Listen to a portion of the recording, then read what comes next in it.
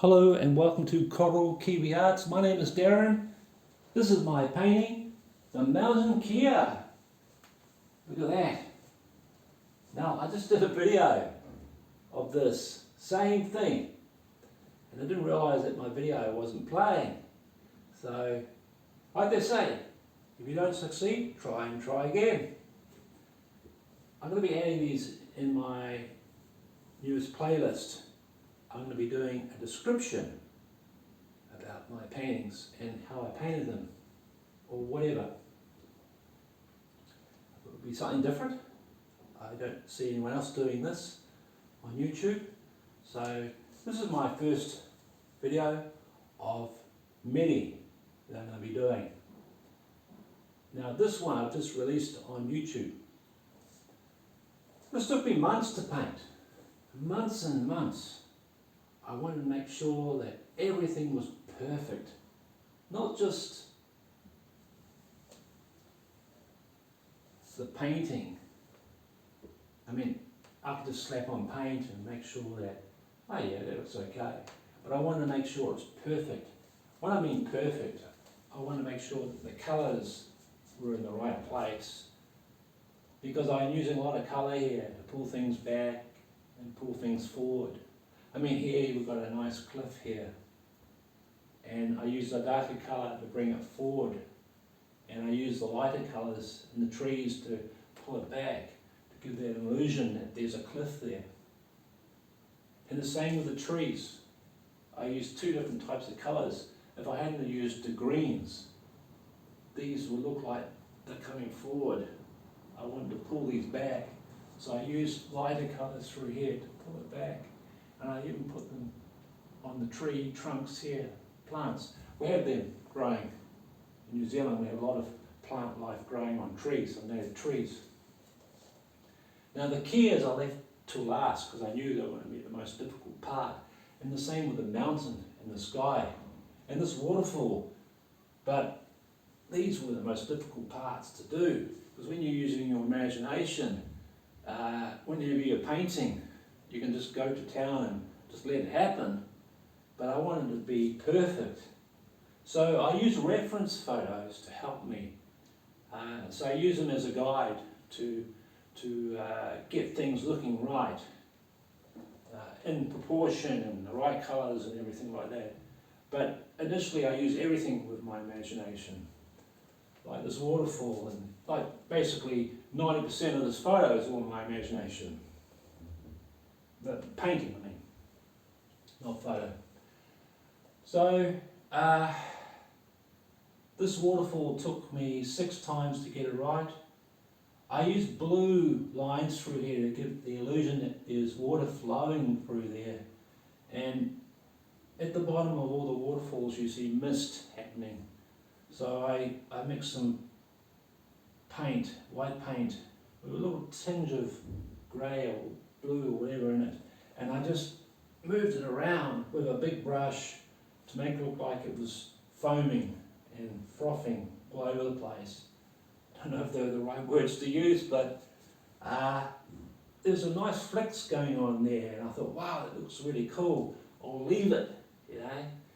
When you see something that's perfect, you have to stop, or you can ruin it. So I did the cliffs first, which is dark.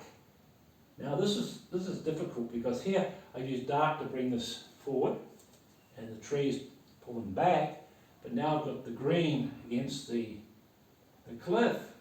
I didn't want the cliff to look like it's going forward and this, you know what I mean? So I had to play around with the colours, and how I did that was I added some growth, some greenery through here to pull this back through here, these plants and all that. This was all done later on, and I used a different types of green through here. And this was initially one piece, and I broke it up by putting a ridge through here, because when this was just one piece it looked funny. I wanted to give it some sort of shape through there.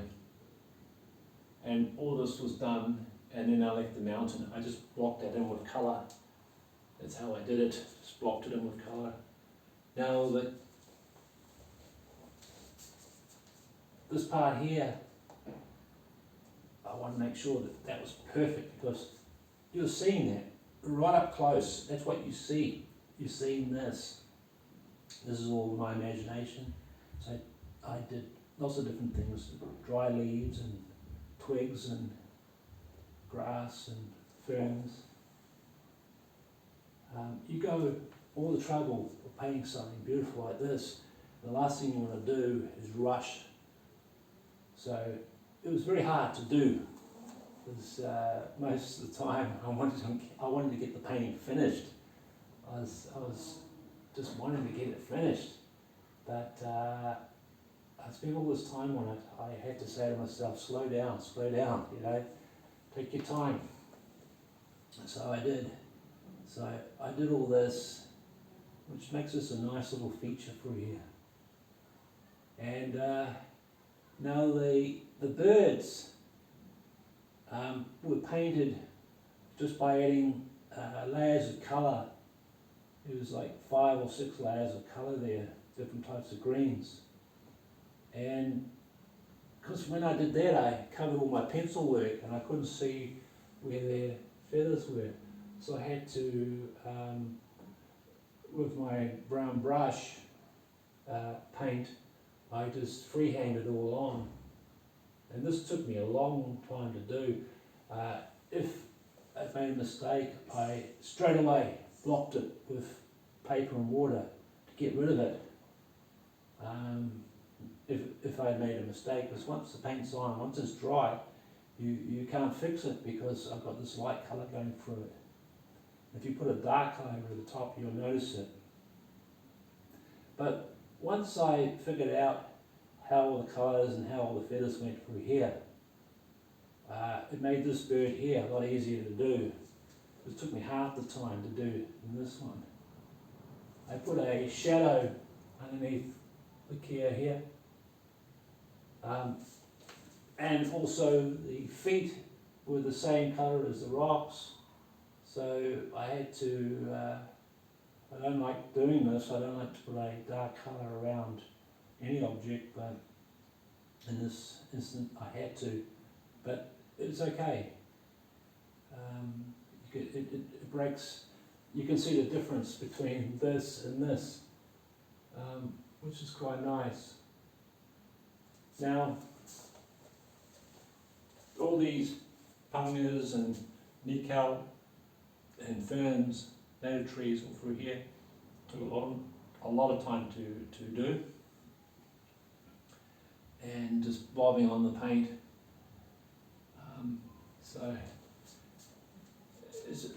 it's just my illustration, my imagination going to town on those parts. Now the mountain, I did all the detail. I didn't want too much detail because I didn't want to bring it forward, so I was trying to pull it back. And the clouds, I did them lots of times to try and make it look like they were moving, and I wanted to look like, not like normal clouds, like puffy clouds. I could do that, but I wanted to make it look like it belonged to the rest of the painting. So this took a long time to do. At the end, I just gave up and I just went for it.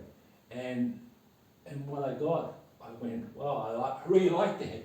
I like the way how the paint separates through here. It's like when you add paint with oil and all the colours separate. So, yeah. So this painting here is my New Zealand landscape painting. I do 2 types of painting. I do illustration with my kiwis and my New Zealand landscapes. Both related to the same thing, New Zealand culture. Same style, but 2 different subjects, if you know what I mean. And you'll get to see the other ones later on. This is my first one. So I'll do a close-up of this painting so you get to see it up close. But thank you so much for watching and for listening to me. And if you like, please follow our channel. And thank you so much again and again. I cannot thank you enough.